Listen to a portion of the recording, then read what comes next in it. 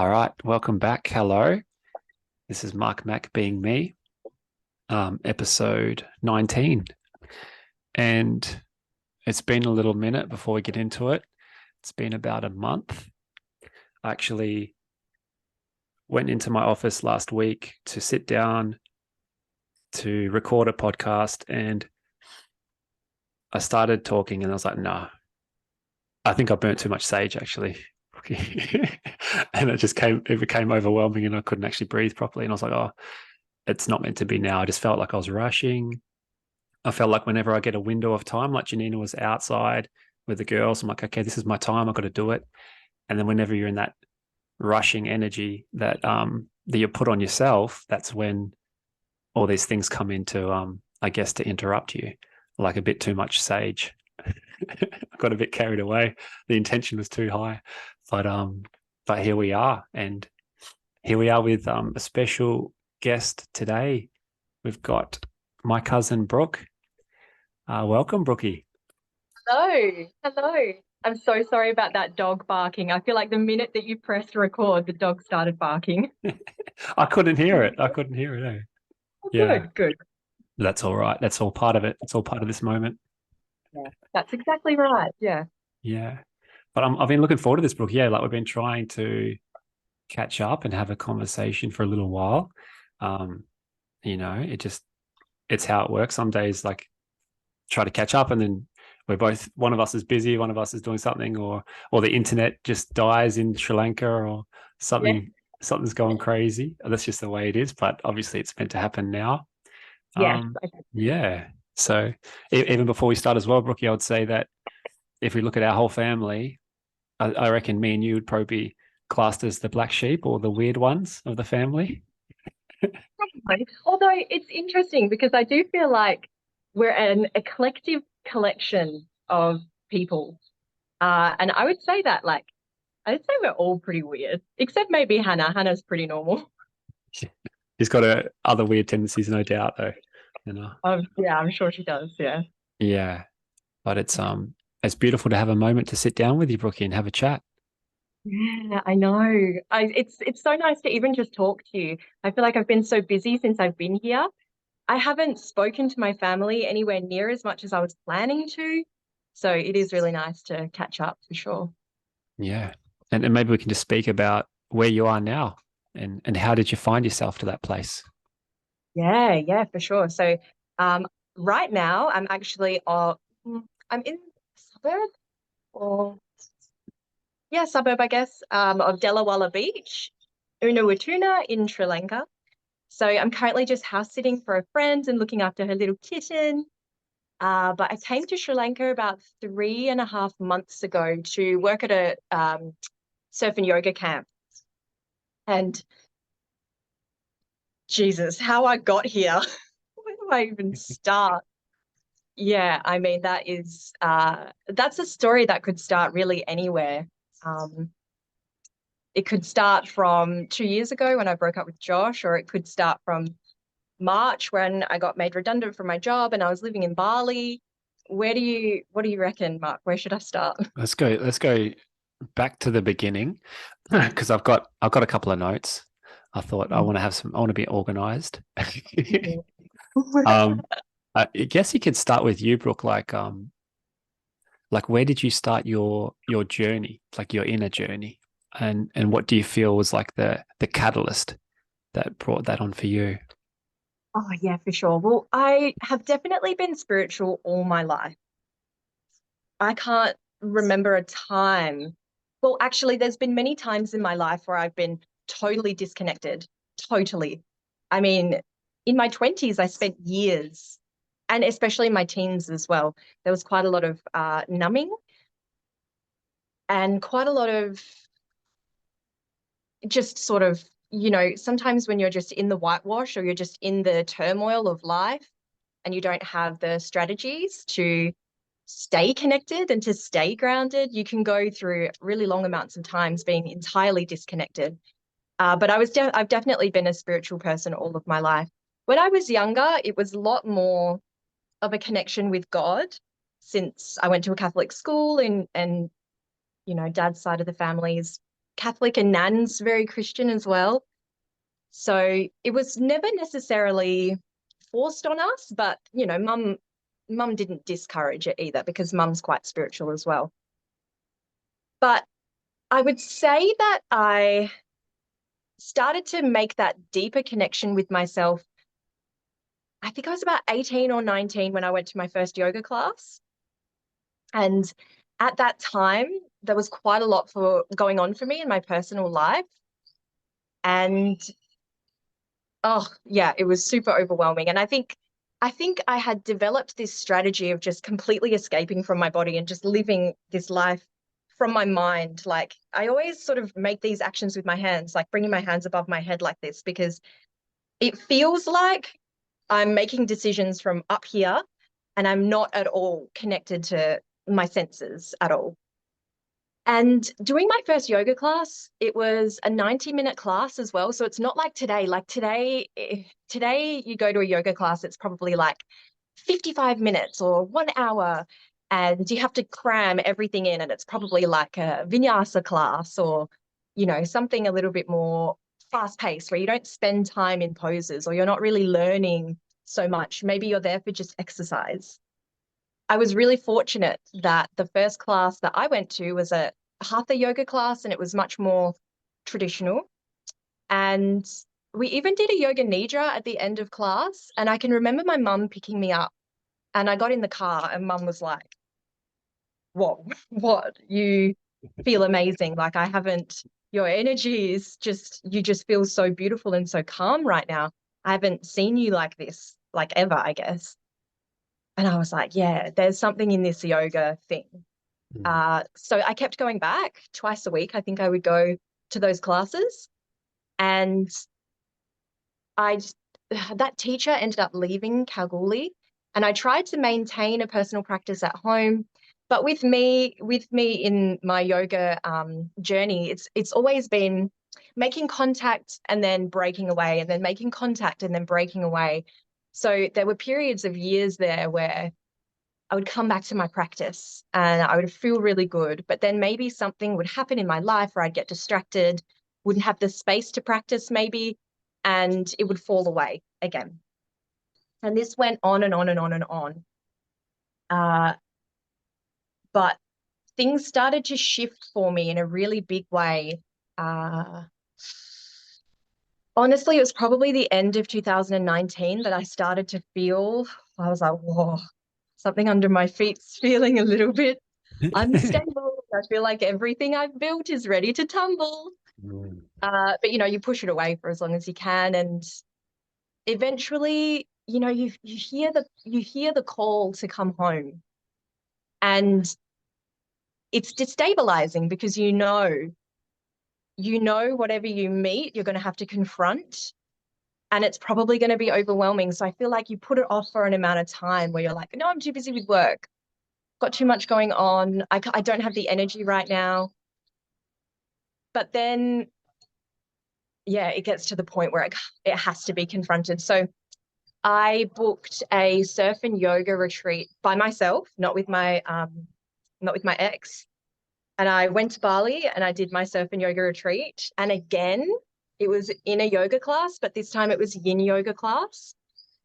And I felt my heart, yeah, really cracking open. And I can just remember being like, oh shit, like, when you're surfing and you're not quite going to, you don't know if you're going to make it over the lip or if the lip's going to smack you, and you're just going to really go under and get stuck in the whitewash for a little bit. I can remember that sensation in this yin yoga class. And again, it was a 90-minute class. So there was really a lot of time and space to go deep. And I can remember the stuff that was coming up was quite it was a very collective kind of pain. It was collective pain, especially for my sisters and as women. And I just remember feeling really sad for just feeling like, all of my friends and my cousins and me and my aunties and my mum, we try so hard as women. And sometimes we get a little bit bulldozed over. And it's not necessarily men that are doing it. It's everybody. It's society, kids, our friends. We're just always expected to show up, and how strong we are to be able to handle everything that we're given and never give up and always rely on each other. And anyway, it was this really collective kind of pain that I felt. And I remember going back to my room after that class and being like, oh, something feels really weird. And I cried for like 3 days. I remember calling mom and being like, I haven't been able to stop crying. And, connecting back with nature as well, Mark. Like, before I was surfing every day for a week, when would have been the last time that I took my shoes off and felt my feet in the grass? I would have been wearing high heels to work every single day and coming home and walking on the concrete at home or the lino, or like having absolutely, and then spending all day at work, getting there early, finishing late, having no exposure to natural sunlight. No exposure to nature at all, how much that it really shuts down a part of you. And then when you suddenly are exposed to nature all the time and you're watching the sunrise and you're watching the sunset and you've got the ocean, the salty ocean water on your skin and your feet in the sand, a lot can shift just from that. So to be doing yoga as well, yeah, it was pretty powerful. So then I got home. So this was like January 2020, and that trip finished. And then COVID happened. And a lot more time was spent at home. And yeah, things then really started to accelerate for me, having a lot more space for myself, having a consistent yoga practice. When I was working, I would work outside in nature. And there was just this real pull back home. And I'd say that's where it started. Oh my God. There's so much to go. There's so many places to go. My mind is like, wow. But I'll share something, Brookie, just to start with. Like, when you said you felt the call to come back home, I felt that in my heart. When you actually expressed that, like, I can feel your energy. And that's why I'm really looking forward to this conversation. That's what I mean as well. Like, if you look at our family, besides us, I'm not really sure. Like, I actually I haven't thought about your mum in a way of her being that spiritual as well. I never really experienced Shazza, that side of Shazza. Maybe we could start with there. Like, what's your experience been with your mum and her spirituality? Mum is deeply connected. She's definitely an old soul, definitely. I think she lives a very busy lifestyle, and if she had the space to connect more, if we lived a couple of 100 years ago, I don't have a single doubt in my mind Mum would be a medicine woman for sure. Wow. 100%. Yeah. I've got goosebumps even talking about it. She knows things, and she predicts things, and she can feel things long before they happen. Oh, you're very still, Brooke. I think you're frozen. Brookie's back.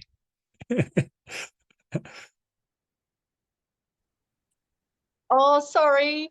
I think you're flowing too much. It was overheating the system. There's so much energy. Yeah, well, it's interesting because I was thinking about that, and Mum's energy in that, and it's interesting that it sort of cut out as I was speaking to that. Yeah. Of course. Yeah. So yeah, she's sort of always been like that all of my life, and she very much encourages this side of me as well, which I really appreciate. But Auntie Eva is also quite connected as well. Yeah. The sisters, hey, the sisters. Yeah. Yeah. Yeah, they're amazing. It's beautiful, Brookie. And he brought up a lot as well for me when you're talking about, like, because we grew up in the same town in the wild, wild west. And you're in Campbelda for a little bit. Were you in Leinster before that as well? Yes. Yeah. So Leinster, Campbelda, then Kalgoorlie. And I also grew up with a Catholic background, my dad's side. Yeah. So going to church and that. And so I had that first insight with God, but I feel like it was very much like a God that's separate to you. You know what I mean? In a way of like, yeah, there's a God in heaven, and once you die, you get to that place. And this is the guy with the rules. He's going to tell you how to live, and do these things, be a good person. Yeah, Yeah. 100%. I think that's why eventually I rejected it as I got a bit older, because I think you sort of recognize that I don't know about this. Don't you reckon? And you know what else used to really bother me? It just used to really bother me that, it's just always all about men sometimes. Like, oh, of course, it's just always about men, and women just have to like abide and just be good little, girls. And I just didn't ever really, connect with that. And I think that's one of the reasons that eventually I was like, no, you know what? I really can't be a part of this. This is not my spirituality. And I came to that conclusion when I was in high school. And the weirdest thing, when I was in year 9, we had to study other religions, and we were just randomly allocated another religion. And I was allocated Hinduism. Oh, wow. So so bizarre. And I actually didn't I didn't make the link between yoga and Hinduism back then. When I did my first yoga class, I didn't really know that there was a link. It wasn't until I think, yeah, well, maybe my yoga teacher training, or when I started to go to Bali a little bit more, that I started to realize that there was a crossover or an overlap. And I remember being like a puzzle piece fit together, and I was like, oh, I think I can understand this a little bit more deeply now. Yeah. Yeah. It's so funny how these random turn of events that are actually not random when you look back in hindsight, when you put the pieces together, you're like, oh, actually, this happened. And then it led me to this and it led me to this. Yeah. Yeah. So then we'll even move it then to you, Brookie, in 2020 during COVID. And so what shifted for you in terms of your awareness? Because that was the catalyst for me, COVID as well. That was when I really started to go inside. When the Yeah. whole world slowed down, that's when I finally slowed down. When the global pandemic slowed everyone down. What was your experience? 100%. So, one of the things that I was crying about when I said it started out quite broad. Something else that I really felt in January 2020, before the borders had shut, something else that I really felt was this sorrow, this real compassion for myself, that I had pushed past all of my boundaries, and I had made myself so busy and so distracted. And I really put myself last. And that made me really sad as well, because it was in that yin yoga class, because when you're surfing, you've got a lot to think about. But it was in that yin yoga class where there was no music. There's no music. There's the teacher barely even talked. And I thought to myself, when was the last time I was this still? When was the last time I listened to my thoughts, or I felt my thoughts in my tummy, or I gave myself space to even hear my heart or hear myself breathe? And that made me really sad. So when COVID happened, I was really enjoying being alone. Uh, of course, I had times, because I am extroverted. Of course, I had times where I was like, get me out of this hell. I need to see my sister. I need to see my niece and my nephew. I need to see my friends. I need to go to the beach. Like, I need to get out of this jail cell. Like, I'd get really intense cabin fever. But then there would be times when my ex-partner, he would go away because he was an essential worker, and there would be things he would have to do. And he'd be gone for 3 or 4 days. And I loved it. I would listen to podcasts, read my books, like scrub the house from top to bottom, throw away I went through this phase. And I'd really love to reconnect with this phase, but I think it's a bit hard. It's sometimes you just have to choose, and at the moment, I just don't have the mental capacity to put effort into this. But I went through everything in the house, threw away anything with chemicals in it. I had like a really specific, daily routine that I was following, making so much time to listen to my heart, making time to call and connect with my friends who had been on a similar journey. Mark, I'm really, really lucky, because one of my closest friends, Haley, she had her awakening a couple of years before me. And she was always breadcrumbing me in a way, I guess, or like not breadcrumb, maybe a little bit, but like she was always trying to invite me, like, come make contact with yourself. Like, this is how your life can be. Can't you see that what you're doing is unhealthy? You know, very gently trying to bring into my awareness the ways in which I really wasn't living from an authentic space. And I ignored all of them. I was like, I remember her telling me about her dark night of the soul and me being like, I don't ever want to experience that. Ever. Like, I do not have the capacity for a mental breakdown right now. Like, I've got so much going on. I couldn't think of anything worse. And oh, it's 11:11. Of course. And yeah, and I just remember her looking at me and being, yeah, I think she very much knew, like, this is coming for you, whether you like it or not. So I've been very fortunate to have her there because I always had someone to reach out to and be like, am I going crazy? Am I going crazy? I'm having all these memories of all these things that have happened to me in my life that have made me the way that I am. And I can remember even calling mum and being like, Mum, I feel like I'm having a manic episode or something. Like, this is so overwhelming, these realizations that I'm having about my life and the way that I live, and the masks that I can see myself wearing and where they came from and why. I'm wanting to take them off, but being deathly afraid and feeling so vulnerable. So I'm very lucky that I had so much support. But yeah, I wanted to be alone a lot in those times. And I think that really gave me a lot of space to figure out how this next part of my life was going to look and the changes that I needed to make. And it took a long time. I think it took me almost a whole year before I recognized my job had to go. Definitely had to go. And I started looking into what would maybe make me feel a little bit more fulfilled, or like ways I could bring a little bit more interest into my life, because my job was very I could do it, but I would do it on autopilot, like, yeah. But I wanted to bring, because I am such a curious person. And I wanted to bring some interest into my life. And that's how I wound up studying my yoga teacher training. And this is where, from the grounds, all like feeling a little bit like, whoa, it started to click. A lot of things started to click into place. And then, but I still wouldn't even say that was the destruction. The destruction wasn't until February last year, after I'd done quite a lot of my yoga teacher training. And I feel like a lot was broken down, a lot was realized, a lot was built back up. But at the same time, it got to the point where I was like, okay, everything that's old has to go, and it's time for the cycle to repeat. Yeah.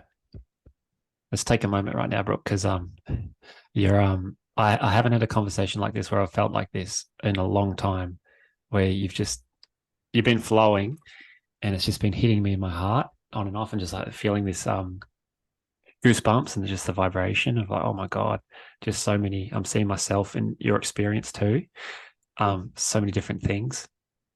What's coming up for me is it's like finally giving yourself that time, that space to actually witness yourself, like to truly see what you are, because we live in a society where it's just like, it's the one thing after the other thing we keep constantly chasing, and we're seeing, these perfect versions of these, these idols that we're looking at, and we're trying to achieve something, like to reach this certain goal.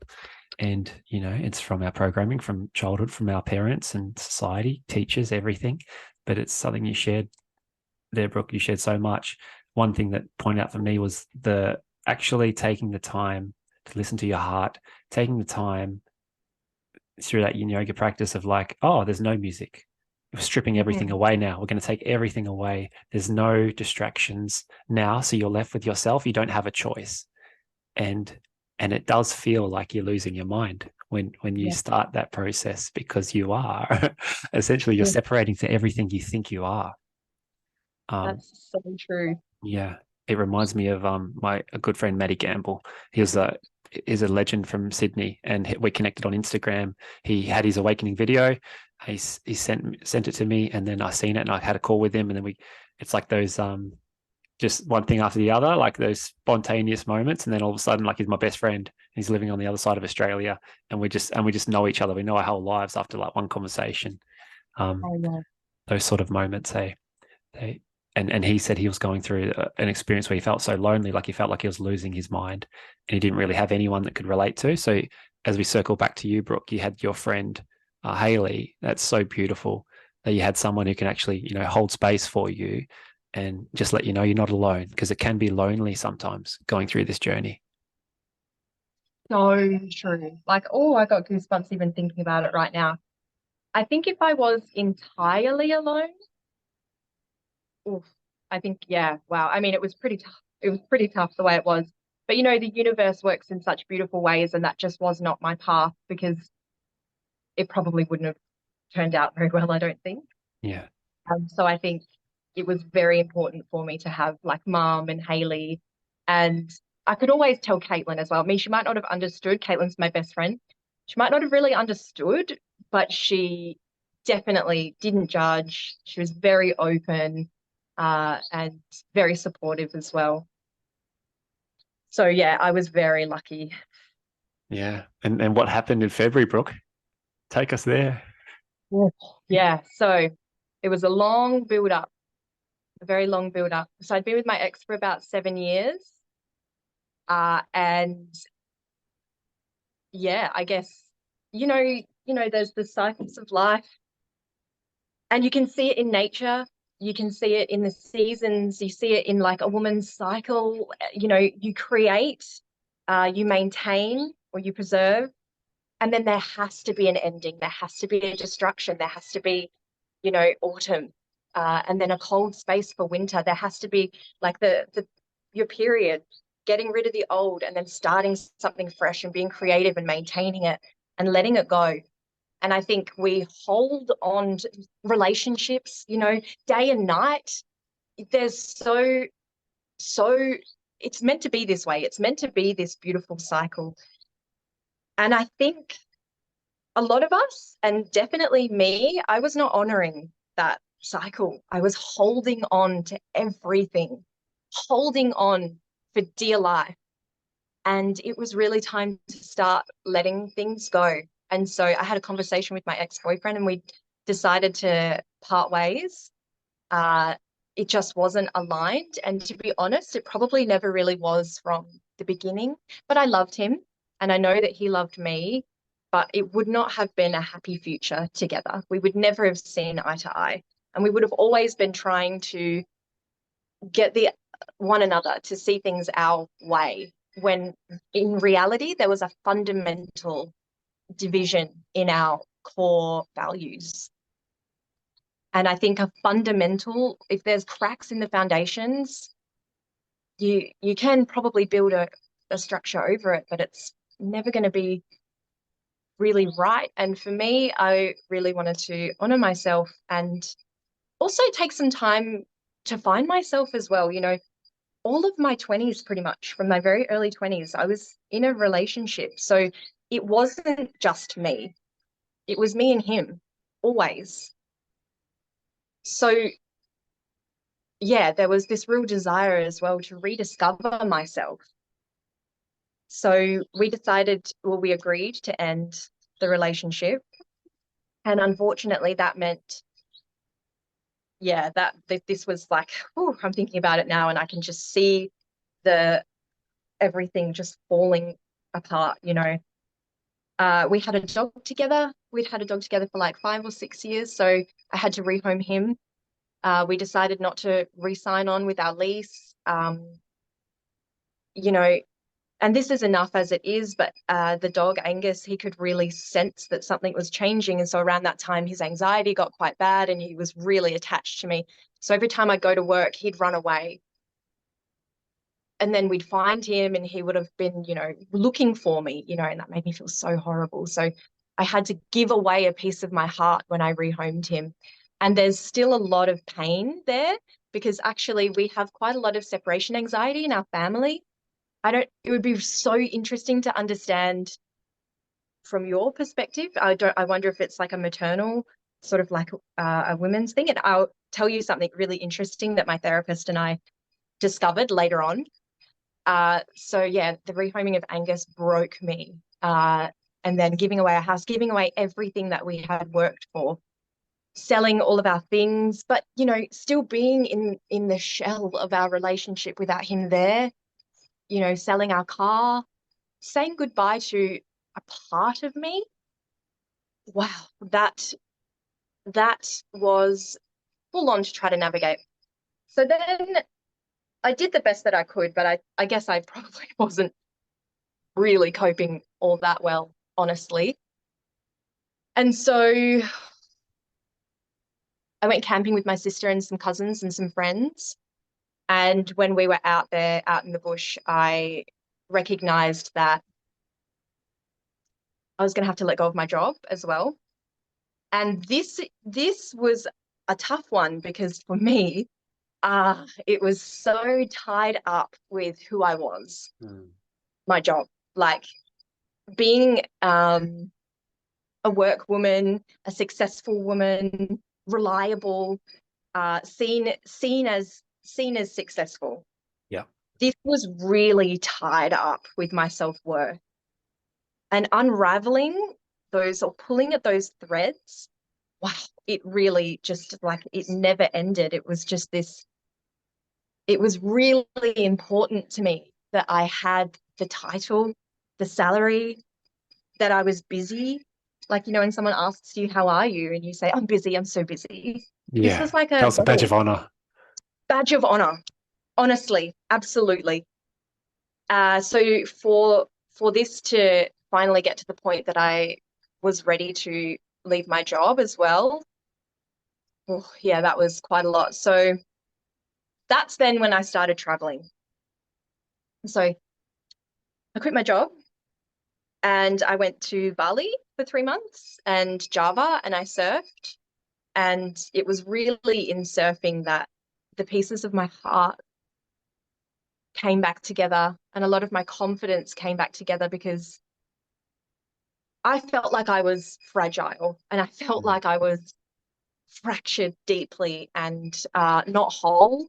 Even though I knew on a level that I was, when you are missing your whole life that you've had like this, and you don't have that person there anymore, or the dog, or like your home with all your comforts, it's all gone. Like I burnt my life to the ground. I went full Durga, burnt it all to the ground.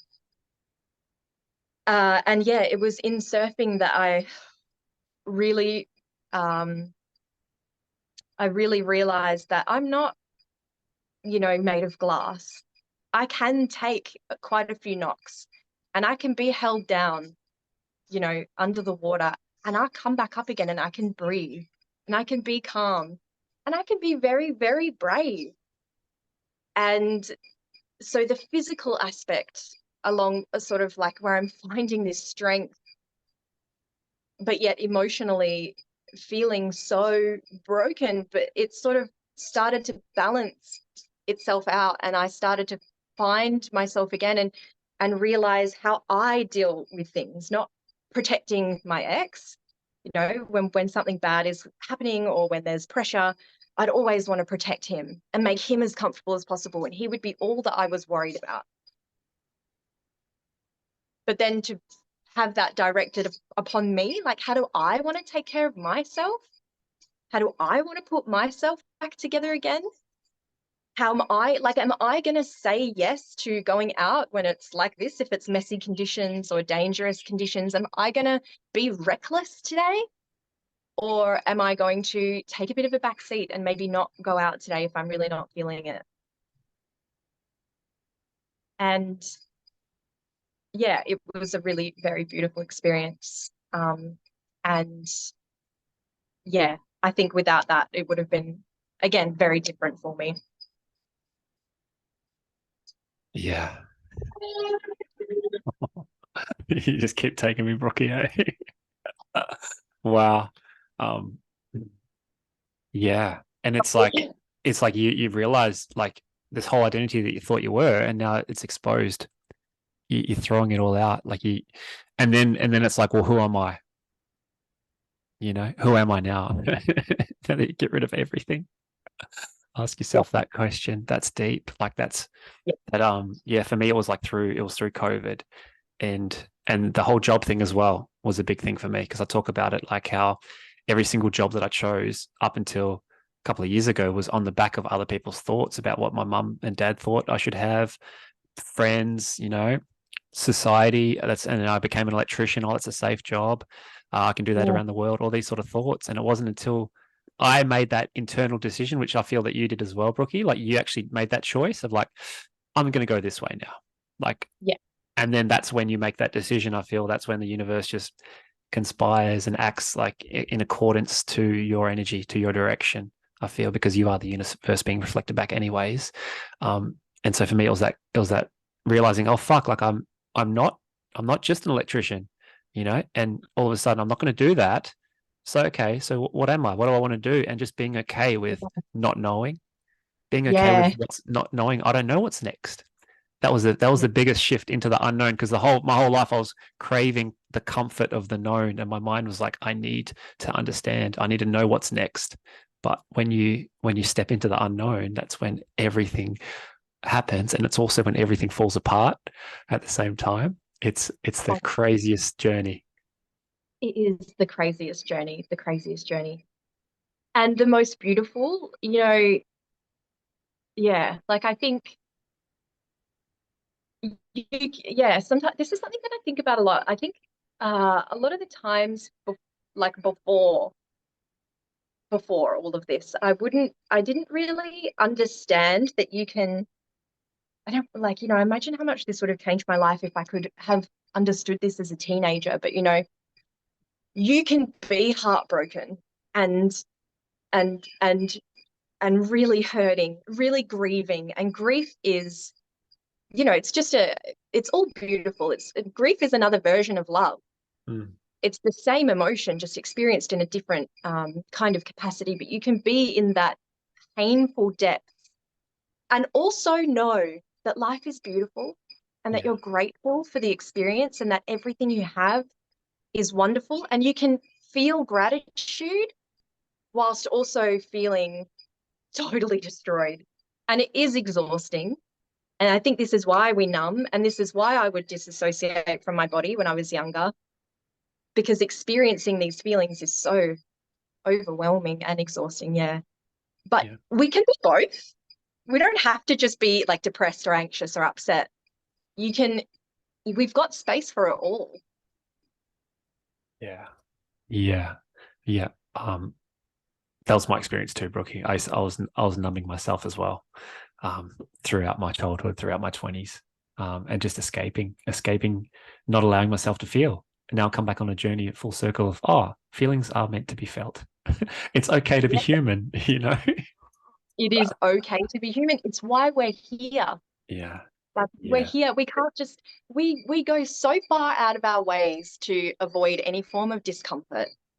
We do, like as humans, like look at when you think about a human being as an organic item, like an animal, do you think that we just have houses built like this and electricity and Wi-Fi? No, we are one with nature. We're in nature.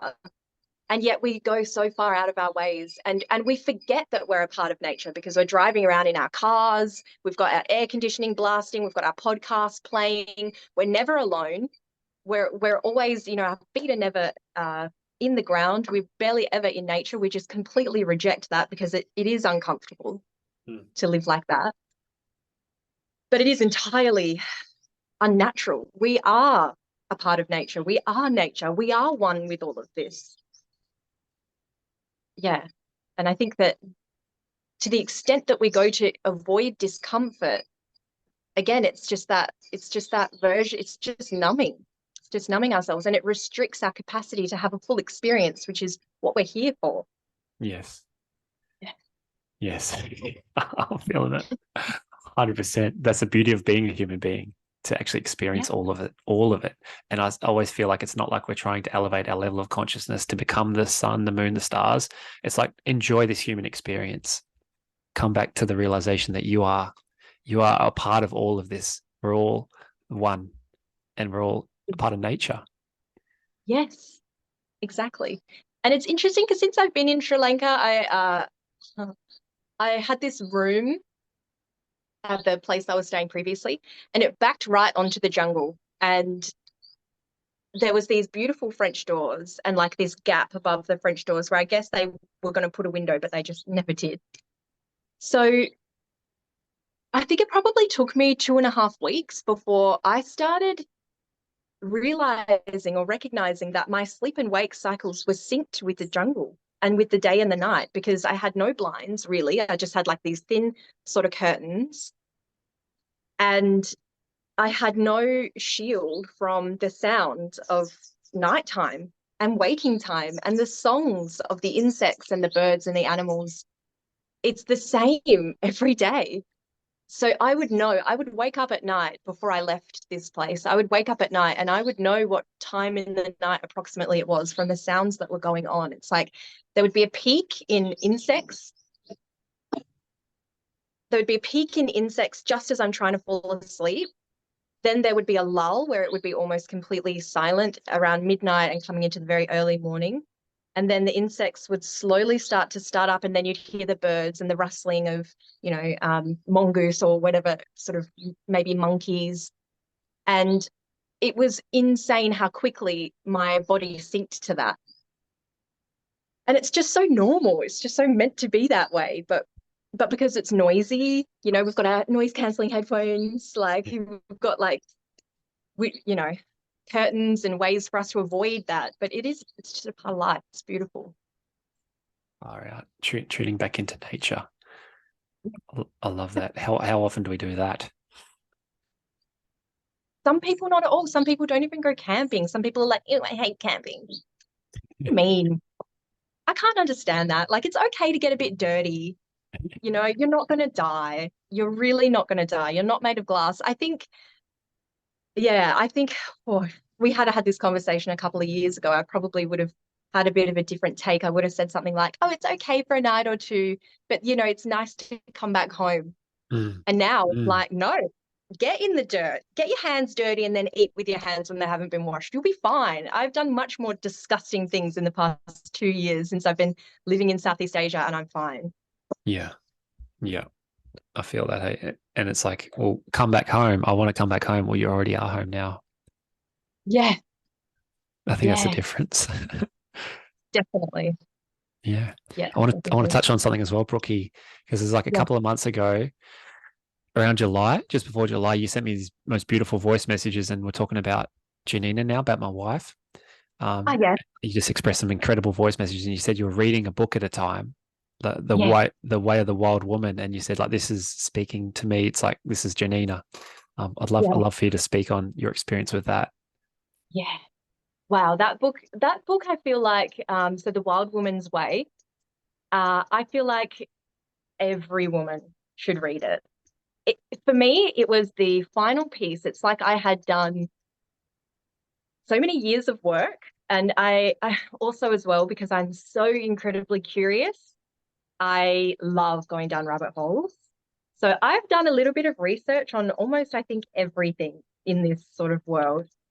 Um, and then it's almost like at the very end, I came across this one book that took all the different things that I'd been learning and just put it into this one tiny little book and just explained everything so perfectly. And it just really hit home for me because I think, and like even as I'm talking about this and I'm sort of tapping this solar plexus area, as I do that, I can feel like a warm, tingly sort of feeling just above my belly button where I just know that this is just so true for me and probably most women at the moment. But I think that because we are expected to do so much and to reach these levels of success and to look a certain way and to be certain ways as women, we do reject our femininity sometimes. And sometimes I almost feel really nervous talking about this because it's almost like it's a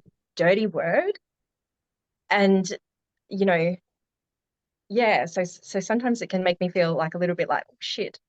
But reconnecting with my feminine side and embracing that and understanding more about that most certainly changed my life. And again, Haley, my friend Haley, had so much to do with this. Um, she definitely led me on in the right direction with this. But recognizing as well that, yeah, like you can be a strong and fierce and courageous woman, and it is still feminine and it is still beautiful. Because when I was younger, I can remember feeling like, oh, maybe I'm not that feminine because I'm not little. I'm not like a little petite woman. I'm not like a little, and I definitely am. I can definitely be a girly girl where I love my makeup and I love taking care of myself um adorning things and this, that, and the other. But sometimes I don't. Sometimes I'm just raw and I've got no makeup on and I just spent 3 months in Sri Lanka. I don't think I've worn anything but yoga clothes and it's fine. Although sometimes I do feel this really intense urge to just put on a nice dress, but I didn't bring any. And there's almost no shops here, so I haven't been able to do that. Um, but but yeah, like I've just reclaiming that part of being a woman and reconnecting back to my intuition. When I make decisions from my that connected space within myself, and I'm expressing myself authentically and I am connected with nature, my life rolls in the most beautiful ways. But when I start to reject that or feel ashamed of any of that or try to control things a little bit too much, or I fall into that masculine side of myself too much, I feel icky. And that's when I start to shut down. So yeah, I mean, that book, I feel like just took all of the modalities that I've been learning over the past couple of years and just put it into a really beautiful, succinct book. How is she finding it? She's loving it. Hey, Yeah. she's really loving it. Yeah, it's powerful, man. It's it's powerful, and something I want to touch on. I don't know if you've sort of researched much into it, Brookie, or you've had it in your experiences, like the divine feminine mirror, and what that is like what it shows up for me with Janina, with my wife. It's like the power that she has, the power that all you girls have. It's like Oh, yeah. you just trigger the other. So you're just holding up like a clear mirror, and then the other person is just seeing themselves, and they might never have seen themselves like that in that way. And it actually, there's a few instances where it's like triggered the other person in a way that had to leave the room. Like for one, I'll give a couple of examples. It's incredible, and I'll say all women has this. But like one example is like I used to be an awakening coach in this awakening program, and I could slowly feel that like it was heading in a direction that I was not in alignment anymore. Like it's funny, like I got taught all these tools and tactics to like start to become aware of yourself and witness yourself and see all these things. And now I feel, with this witnessing, I feel, I'm not really in alignment with the way that this is heading, and I can, okay, it's time for me to do my thing, step into Yeah. that. And so I stopped going to the last few calls. And then my wife, Janina, was on the call, like in the program as well as like a student. And it was her last call. And there was a moment where she started to actually um, interact with the guy hosting the call and started to actually bring awareness to the fact that you're starting to say things very different to how you started. And I don't really feel that this is like, I like the old you, when you're talking about like consciousness awareness, Eckhart Tolle, but now it's sort of heading in a direction where it's not really true, or it's not our truth, right? Yeah. And I could feel that. And then he actually told her a couple of times for her to leave the call, and to a point where he actually ejected her from the call. And so she has this power. And also another instance was when took Marley and Maya to the doctors. She's sitting in the doctor's room now. She's got Marley and Maya booked in for an hour back to back. They're getting their tongue checked because like they got like a tongue tie. And so with Marley, with her breathing, it was like me when I was a kid. I was breathing heavily through my mouth and I had asthma and stuff. And Marley, the second child, she's very similar to me. And so she's got them booked in at the doctor an hour session, both of them, back to back. And the doctor saying, okay, we're going to check Marley's mouth. And Marley's sort of crying. And Janina's like, okay, like, I'm just going to relax Marley, or like, giving Marley eye contact. Like, what do you need right now? And the doctor is getting to a state where she's like, come on, you got to hurry up. Like, this is, got to do this now, sort of thing. And she's like, this is my daughter. Like, we have an hour. Yeah. And it got to a point where the doctor had to leave the room. She just ran out, and then she came Wow. back, and then it's like it didn't happen the way that she was acting, afterwards. But I don't even know if she realized this, the doctor. But it's and then the funniest thing is I've got so I've started a program, Break Free Now, and I've got a beautiful soul shimmy from northern Libya. She's a 23-year-old who's just another version of another beautiful soul, just like Janina, just like yourself. And she sent me a reel on Instagram talking about the divine feminine mirror. And I was like, oh, so, and I actually expressed this to Janina before I got the reel. So I was saying to her, this is what it is. It's like you're showing up this clear mirror to them, and they can't actually see themselves. They can't see the reflection because they've never seen themselves like that. They've never fully opened up to themselves to that level, and they have to leave. It's the most bizarre experience. And then they come back and she's like, nothing's changed. But it's like, yeah, but it happens a lot with Janina. And, and she might think, oh, this is something with me. I'm like, no, this is like, it's so powerful, the power that you do have. And so I just wanted to bring that to your awareness, Brookie. Yeah, It I've got reminded, goosebumps. I've yeah, got goosebumps. I think that when a woman can't be controlled, or like when a woman knows what's right and she's standing by that, that can be, yeah, like you said, like that can be incredibly triggering. Um, but it is the most powerful thing.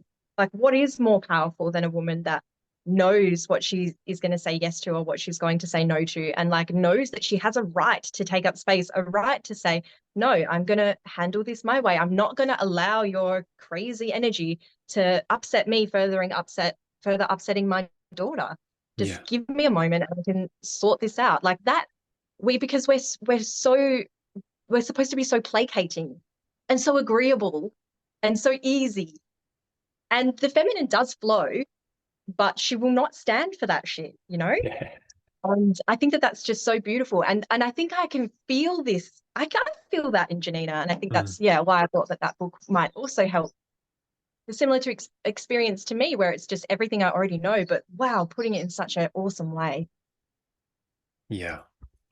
Absolutely powerful, that book, The Wild Woman's Way. How did you actually find it? How did I find it? I have absolutely not a clue. I know that It it was, I it know that found it you. was not, it did. It did. And I actually listened to the audiobook first Mm, and then I read it, because I'm listening to it and I'm like, oh no, like I need to have these words in front of me so that I can refer back to it. yeah. Um, Do you yeah.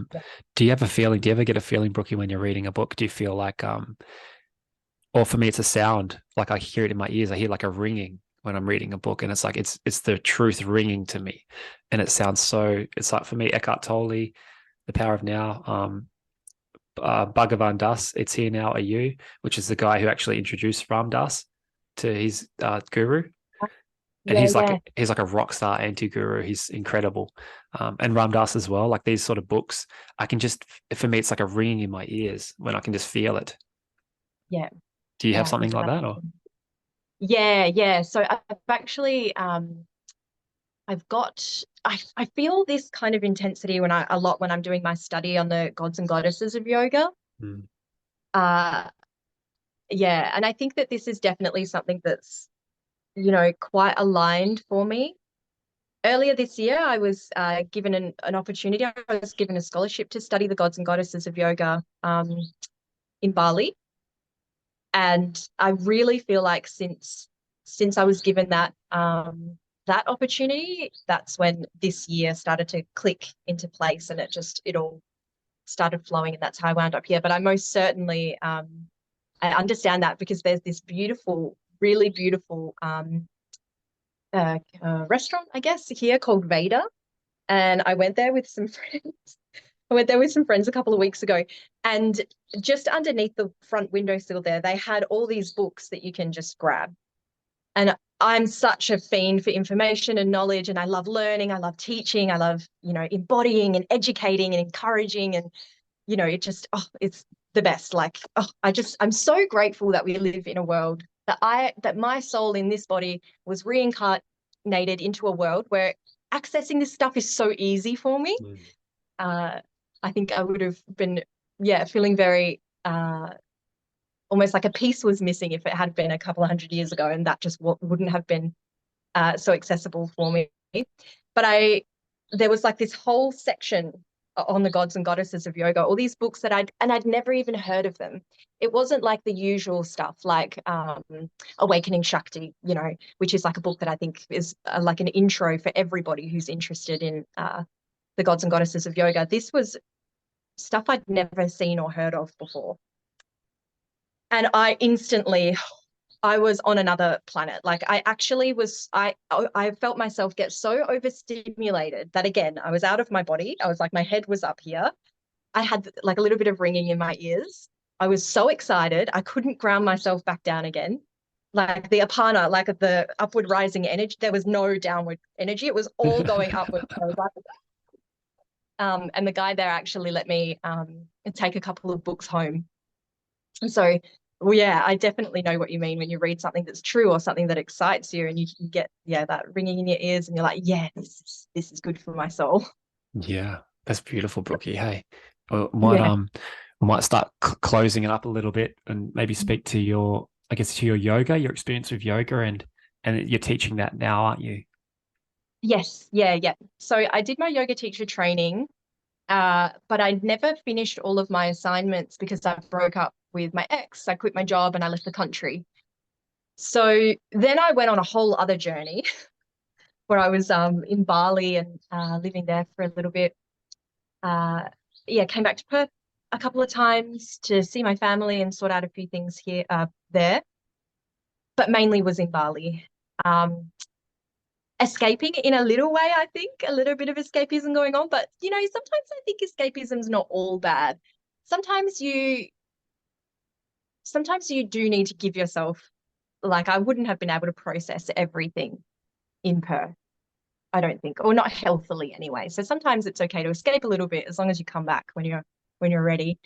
So I came back earlier this year and I finished my last couple of assignments. And then I wanted to go back to Indonesia. So I was applying at surf and yoga camps in Indo. And then I got a call from this company that I was working for, and they're like, hey, it's so lovely to hear from you. We'd love to learn a little bit more about you. And we're thrilled to hear that we're thrilled to hear that you want to go to Sri Lanka. And I was like, what? And they were like, yeah, you applied for a job in Sri Lanka. And I was like, okay. I didn't even know that I'd done that. I thought that I was applying for Indonesia. And they were like, no. And so then I just kind of felt like that was divine intervention, and there's probably something here that I needed to realize. And the past 3 months, it's like that last little bit, that last push of things that I needed to realize in order for the new chapter to really begin. But it was in a really compressed amount of time. And teaching 2 or 3 yoga classes a day, wow, like my soul has never been so on fire. I love Wow. it. Love it so much.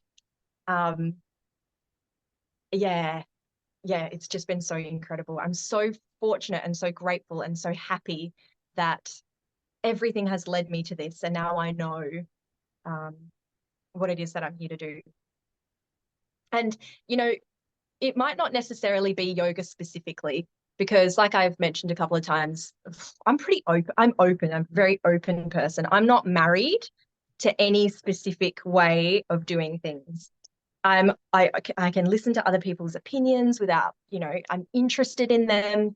I love learning about all these different modalities and things. And, it wasn't just yoga that saved me in a way. It was um learning to learning to understand what is going on in my body and what needs to be expressed. And sometimes a sequence of movements isn't enough. Sometimes I need to put on some drumming and stomp my feet and scream and breathe and let out whatever it needs to come out of my body. And sometimes I weave these kinds of things into my classes as well. I don't really Wow. follow them. I don't really follow the 8 limbs of yoga. I don't really believe in like top like everything's fine, everything's positive. Like I'm just going to cut myself off from everything bad in my life. And I feel like sometimes I know that boundaries can be incredibly healthy, but I Mm. feel like sometimes we can use them as excuses to avoid uncomfortable sensations. But it's okay to be uncomfortable. It's okay to be triggered. It's okay to have somebody in your life that gives you the shits because they're not on the same level as you, and you can still love them. You know, you have to find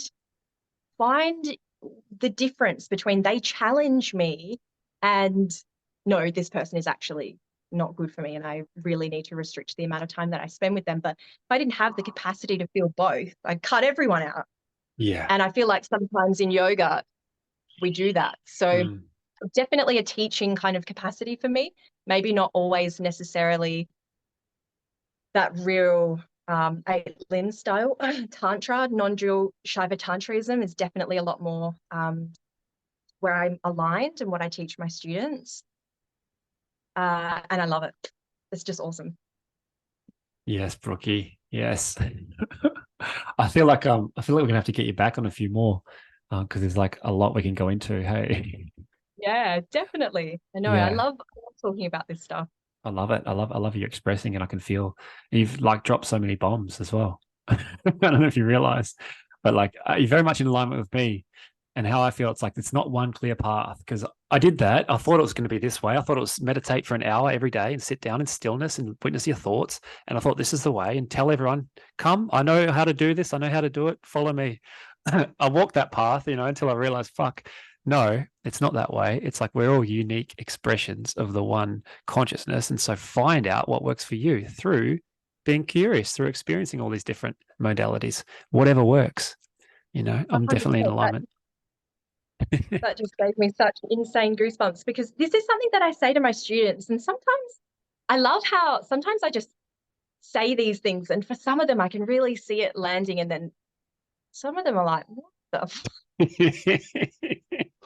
But I always say to my students that we are we are all like you are in your own unique vehicle and you are the universe expressing itself in this expression, this one expression that you have in this one life. Why would you want to be like everybody else? You don't have to be like everybody else. You can really tap into what's going on inside and represent that. You don't have to do it this way, do it that way, do it my way, even. Like if you feel within you that there's another way that you want to do it, as long as you're being safe and respectful and kind to yourself, Mm. let yourself, move. If we're like, if I'm teaching a flow class, sometimes I make space to just move. Like, how do your hips feel today? How does your heart and your chest and your shoulders feel today? And where are you, especially with women, where are you in your cycle? And because for me, it's different. Every single week, it's different. Every single bloody day, it's different. Sometimes I'm super focused, and that's when yoga is good for me. Yeah. Breath, movement, structure, boom, boom, boom. Some days I'm like, no, I just want to move. I want to like, make sounds and shake. And like, there's so much more going on that I want to get out. And yeah, it changes every day. Mm. You got to honor that. You got to honor that, Brookie. Hey, it's like Definitely. there's a famous guy, Rumi, and he talks about like each day you wake up with a new guest in your house, and that's what I feel like when with your mindset or the way your body is feeling, like obviously your cycle, and it's nature as well. Like nature is constantly changing. Why are we any different than that? It's coming back to that. Hey, coming back home to the realization that you allow everything and just see where you are in that moment and just be that way. 100%, 100%. And this is where sometimes I think that we need to be a little bit like, oh, something needs to change in the way that women are treated in society, because we really are expected to be like a man and have the same hormonal cycle every single day. but we just don't. We're just not like that. There has to be space and forgiveness. And I think there has been so many times in my life, especially when I was striving to be successful, where I would think, why can't I just be the same every day like everybody else? And it's just not realistic. And it was never acceptable for me to punish myself for not. So hopefully in the future we can make space, and you don't have to question your sanity every month. You can just recognize that, oh, I understand where I'm at in my cycle, and no wonder I feel so touchy today, instead of being like, why do I hate everybody? Why am I a bad person? Yeah, start judging yourself. Yeah, yeah. Yeah, yeah. I've got a beautiful friend, Jaden Sparrow. She's got her own program called Find Your Flow. She's a cycle coach, also a yoga Nice. teacher as well. And I met her through Beautiful. my awakening program. And yeah, she speaks volumes on exactly what you're saying, Brookie. Hey, Yeah. very much resonating. I'm booked in to do so I'm doing a course. I think it kicks off in January, and it's first moon cycles course. So it's where you hold sister circles for young women who are going to start their period soon. And you just educate them about their bodies, about their cycles, all cycles of the female life. And I'm just so thrilled. I think that that's going to be really fulfilling for me. I can't wait to do that. Wow, that's special, Brookie. That's really Yeah. beautiful. Looking forward to seeing that. Is there anything else you want to express, or where can anyone listening find you? Where are you Yeah. located? So I think Instagram's probably best for now, Brooke Beck. I am going to be launching some online classes soon. I'm going to Bali on Saturday. Finally, I can't wait. Putting an end to this chapter. And then yeah, maybe once I'm there, I can reorientate and figure out what I'm going to do next. But hopefully, I'll have some classes in Perth soon too. So we'll just see. Beautiful, Brookie. Thank you. Thank you so much for taking the time and having a chat and expressing your beautiful energy with all of Oh, us. thank you so much for having me. I've loved this conversation. It's been so good for my soul. It is soul filling. I Yeah, feel it. Hey, definitely. Yeah. thanks, Brookie. Have a beautiful rest of your day. Thank you. You too. Much love. Bye bye. Bye. You. You